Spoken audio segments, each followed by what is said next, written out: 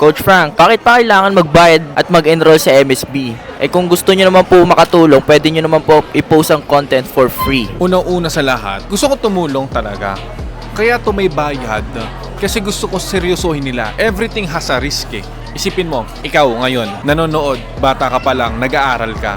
Alam kong ayaw mo mag-aral at siniseryoso mo yung pag-aaral mo, hindi dahil gusto mo, alam ko yan. Nag-aaral ka dahil gusto ng magulang mo. Ngayon naman dito sa MSB, kaya siya may bayad para seryosohin mo, may risk ka, kumbaga. Kapag di mo sineryoso, sayang yung ininvest mong pera. Dito sa MSB, meron na akong tatlong batch. Na unang batch 1, batch 2 at batch 3. Batch 1 pala, sa libre, walang naging successful. Walang kumita. Batch 2, 3,000 pesos. May kumita pero 30% lang. Batch 3, maraming kumita. 80% ang kumita doon sa batch 3. Bakit? Marami nang yumayaman doon sa batch 3. Kasi siniseryoso ang isang tao or yung isang bagay kapag meron silang binigay na valuable na bagay na galing din sa kanila. So in short, hindi ko to ginagawa para lang talaga kumita. Yes, kumikita ako sa MSB pero gusto ko kasi seryosohin ng isang tao yung motivation na yun is manggagaling doon sa ininvest nilang pera.